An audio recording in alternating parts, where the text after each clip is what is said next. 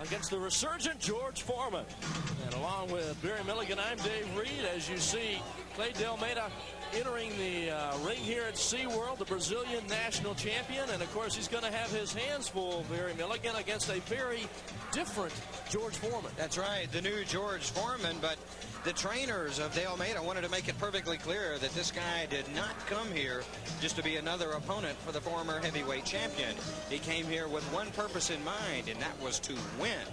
You know, De Almeida out of Sao Paulo, Brazil, they say that he is something of a journeyman and should be the South American national champion. That has been a hotly contested debate between Clay De Almeida and Alduso Rodriguez over the last couple of years, but the handlers of De Almeida certainly think their man is #1 in South America. Well, he realizes he may never get a fight at Mike Tyson. Not many people will, for that matter, but this is a great opportunity for him to put himself on the map. That's right, and possibly get a ranking. You know, it's so important to get that ranking. With that, you get notoriety, you get exposure, and to be perfectly frank about it, you get the big ticket fights. Abby, you know, Foreman says, look, I'm not going to come out the first 2 fights, not the first 5 fights, and try to fight Mike Tyson. I won't be ready for that. People were really criticizing him for not going for a big-time fight right off the back. But he says, look, I'm a new guy. I've started from scratch here, and I am building a brand-new career. And George Foreman entering the ring area here at SeaWorld. And at 41 years of age, he still draws a crowd. And everybody here at SeaWorld on their feet, welcoming the former heavyweight champion of the world. And who would forget that fight against Joe Frazier back in January of 1973, when Joe Frazier was at his peak and the left hook, nothing but awesome, and George Foreman knocked him out in round 2. Oh boy, one of the most dramatic fights in the history of heavyweight boxing. George Foreman equally a predator along with Joe Frazier. Back in those days, when the heavyweight ranks were probably at their greatest, you had Foreman, Frazier, Muhammad Ali, and another one of the biggest punchers of all time, Ernie Shavers, back in those days. Let us not forget Ken Norton as well, right. who was active back then. That's right. George Foreman, since his championship at the 1968 Olympics, his professional career included 38 straight victories before being stopped by Muhammad Ali, of course, in Zaire back on October 30th of 1974, the famous rope-a-dope fight. That's right. Boy, George probably never been more frustrated in his entire career than that night in Zaire, that he was knocked out by Ali after 8 rounds. A frustrated and exhausted Foreman by that point, who had chased Ali around the ring for 8 long rounds, and Muhammad retaining or taking away Foreman's world championship fight. Well, George Foreman would be the first to tell you that fight devastated him. It devastated his life. He didn't think at that point in time anyone could beat him. And Muhammad Ali took him that night, and essentially that set him on the road to retirement. There was one day where he fought 5 guys in one day, beat them all. Eventually lost to Jimmy Young, and that started the retirement. Let's go up to the ring announcer. Let's stay vision. In the blue corner, weighing in at 231 1/4 pounds, wearing the white trunk with red stripe, from Sao Paulo, Brazil, the uncrowned champion, Manoel Clay De Almeida. De Almeida.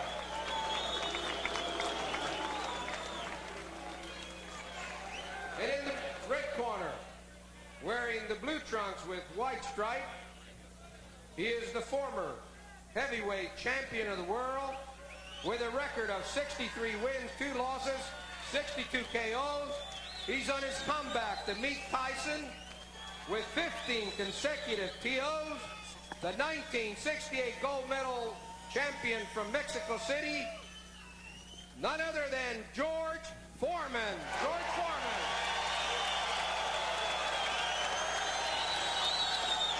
The referee for this event, Max Parker Jr. Well, Barry Milligan, George Foreman, an intimidating sight still at 253 pounds. He's fought as low as 240 in his comeback. He fought at 220 when he was in his prime 10 years ago. Yep, and he really doesn't think the extra weight has hindered him, as referee Max Parker Jr. giving the final instructions. I wish you luck. Touch glove, come out, box out. George Foreman, 68 Olympic gold medalist, has turned to the divinity during his layoff before reincarnating his career as a boxer. Yep, has been a preacher and made that well known. As I was interviewing him earlier today, and you mentioning that gold medal, I asked George if he was amazed about the money and how much that had to do with his decision to come back. He said, well, I won one medal. I don't need another one. He's after Mike Tyson, no question about that. He wants the big money fight. And he feels like he has to earn his due, because the one way to get the big money fight, Barry, the only way to get the big money fight is to impress the promoters. That's right. Looking for a first-round knockout here. George coming out really throwing the big guns.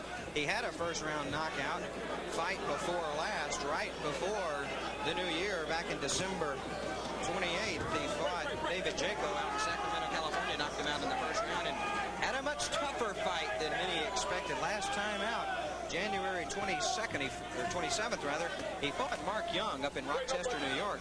That fight lasted 7 rounds, which was about 3 or 4 more than it was supposed to last.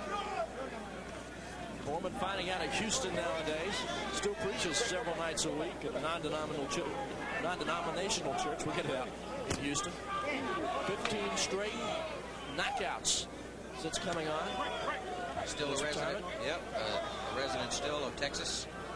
His wife and 8 children back at home, I know, cheering on their dad here, looking for his 16th consecutive win and knockout since returning to the ring.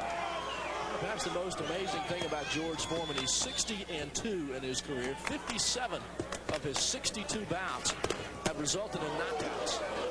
Nothing short of Austin. He is delivering some pistons for Manoel De Almeida right now. Yep, firing up, winding up, delivering those heavy body blows. George, of course, with the great ring sense over the years, perhaps as much savvy as anyone in the game right now. He says he goes for the knockout just by nature. He knows of no other way to fight. One thing that has changed about George Foreman though, the years he's laid off, he used to fight with just almost unbridled rage. That was what motivated him. He doesn't do that anymore. Well, that's the good ring sense, you know. He doesn't have that sheer athletic ability to do that anymore. He knows he has to be smart. In carrying the weight he does, he has to pace himself somewhat. De Almeida, as you see, fighting back here gamely in round number 1. His managers let it be known perfectly clear. Their guy didn't come here to lay down for a former heavyweight champion. Clay De Almeida certainly has aspirations of his own, and he's looking to act some of those out here tonight at SeaWorld. Foreman got it right in there. And he's been hammering De Almeida to the body throughout much of the first round of a 10-round affair. We'll see what kind of toll that will have on the Brazilian national champ. Pretty good 3 or 4 punch combination by Foreman on the ropes. Coming down to the end of round 1. Back to SeaWorld in just a moment. Getting De Almeida locked onto the ropes, and you see, doing the great job getting underneath. Foreman, one who knows perfectly well the old boxing adage, if you kill the body, the head goes with it. And he did a nice job there working on De Almeida. In between rounds, Foreman did not sit. In fact, he was gesturing out to the crowd and actually having a conversation with some of them.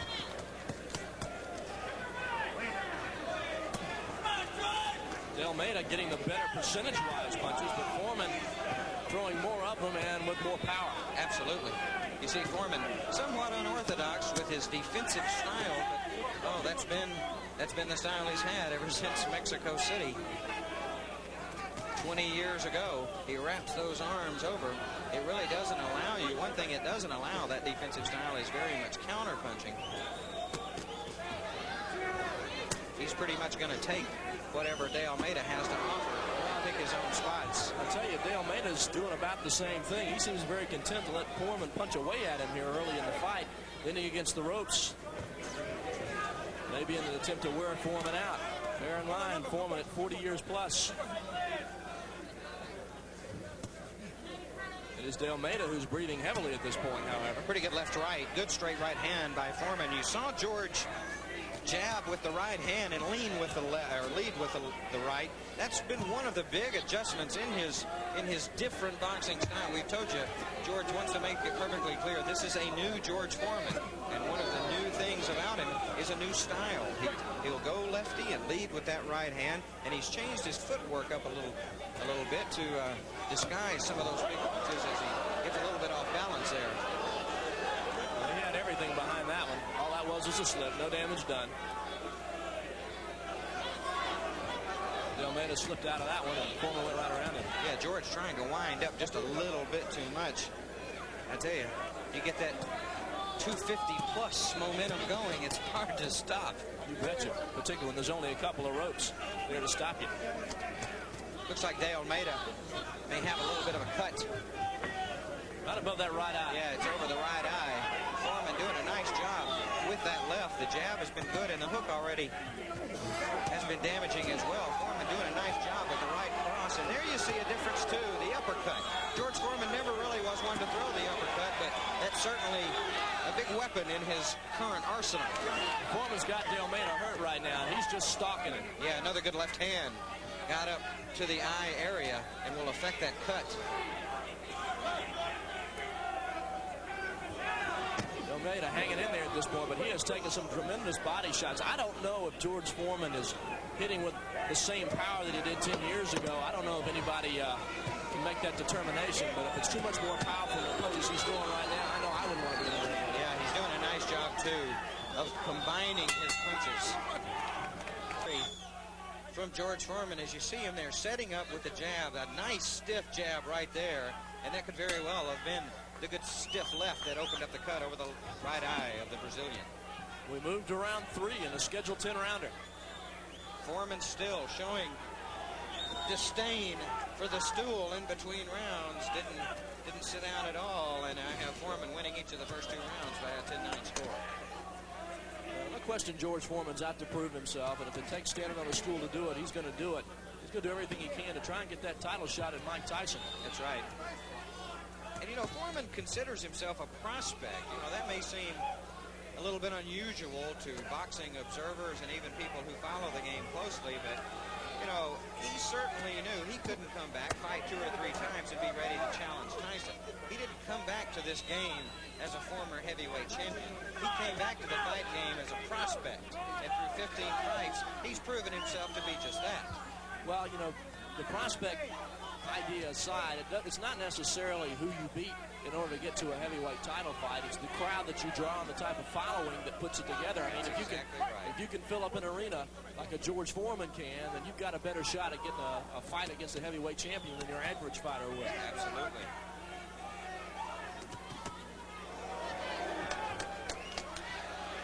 Foreman just pushing down. Oh boy, good right hand. Came over the top a little bit with that right hand. You see Foreman coming up with the left uppercut, splitting those hands. That opens things up for that good overhand right. Right above us now. Good left. De Almeida just about ready to go. De Almeida hanging on. Max Parker in there separating the 2 fighters. De Almeida's hurt. Got that cut going again. Yeah, De Almeida is hurt, Dave. Trying to fight back and doing so gamely here. But the big right cross from Foreman, and he's coming over the top with it a couple of times. That has really done some damage. No real defense by De Almeida now. Got the cover. Big right hand got in there. That's another good right hand. Foreman looking at Max Parker as if to say, this guy may need a standing 8. De Almeida, as you see, getting peppered with lefts and rights. And that's it. Max Parker says that's all, it's over, and rightfully so. De Almeida did not throw a punch in the last 45 seconds. All he could do was cover up and let George Foreman hammer him. And so George Foreman, winner by TKO over the Brazilian national champion, Clay De Almeida, who could not take those piston-like jabs, so indicative of George Foreman. And we'll be back with more from SeaWorld in just a moment. Don't go away.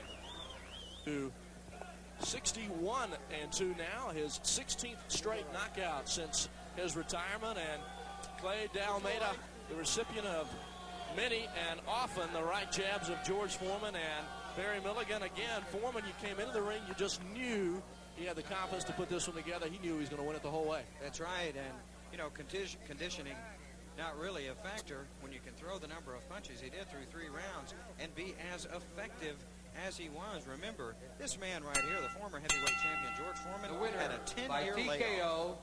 and 2 minutes and 14 seconds of the 3rd round, George Foreman.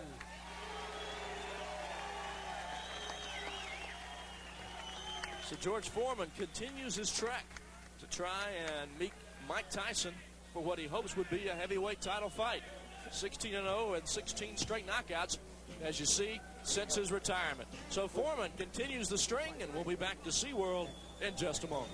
Some of the new George Foreman in terms of your style here, too. You were leading with that right hand, little difference in footwork, and you really changed that and added to your repertoire. Yeah, you kind of flick with the right hand. Since the guy is so aware that you're going to throw a powerful right hand, you start playing with him with it. And it makes him lose his perceptive concerning my left hook. This guy took an enormous amount of punishment. After I had him hurt, I knew he was on the verge, so it was up to the referee to save him. But once again, 40-year-old men are showing these young kids that they got to move up. Let me tell you, the world is changing. If you're out there 40 years old, don't believe in yourself, keep watching me, you're going to get better just like me. Pretty good stamina in both sides of the ring. As you mentioned, De Almeida took a lot of punishment, but you were right there to dish it out. Yeah, I kind of played years ago with the Muhammad Ali fight. I would have just kept wailing and wailing. But now I play with these guys a little bit. Hey, wake up now. People paying you to fight me just as much as me to throw punches. You got to throw something too. Then after they exchange some blows, they get into it, and it's easy for a knockout. But right now, I don't want to fight Almeida. I want to fight for the heavyweight championship of the world. That's what I'm back in the business for. Right now, the fight for the title. 16-0 on your way. We're going to take a look here at third round action. As you said, pretty much had things your own way. As you mentioned, too, another new punch in your repertoire. That uppercut really set some things up for you. Good. I'm glad to see a journalist for the first time seeing my difference in the repertoire. I'm coming underneath straight with an uppercut. With beforehand, I'd come across with it. And as a rule, this guy had a lot of heart. He fought a brave fight, and I don't think a champion of the world could have taken so much punishment. About the time, wisely, I guess, the referee, Max Parker Jr., stepping in to stop that one. This man had obviously had enough. Yeah, he's had enough, and we want boxing to be a good, clean sport that family people can watch, and we don't want anybody to get seriously hurt. Just knocked out, that's all. That's right. George Foreman, another knockout. Of course, you with one of the most impressive records, not only in terms of wins and losses, but knockouts in your career now, 16 in a row since the comeback. It's strange, though. Once I got to be 40 years old, I started asking the referee to come to the guy's rescue. When I was young, I didn't have any mercy, but now I see how powerful I am, and I need the referee to come in a little earlier now and not let these guys get hurt so bad. Has George Foreman, the Predator, become George Foreman, the humanitarian? Well, not so much the humanitarian, but the good sportsman. It's not winning that counts. It's how you play the game. George, congratulations. I know everybody back in Texas is cheering for you to go on and get that rematch with Tyson, or that match. I'm going to go home and hug my wife. All right, George Foreman, thank you, on the comeback trail, 16-0, Dave. All right, Barry Milligan, 16 straight for George Foreman. Will he get a shot at Mike Tyson? Only time will tell. Back with more from SeaWorld in just a moment. Tyson from SeaWorld in Orlando, Florida. Tonight's program was brought to you in part by SeaWorld of Florida, the world's finest marine life park. This has been an exclusive production of the Sunshine Network.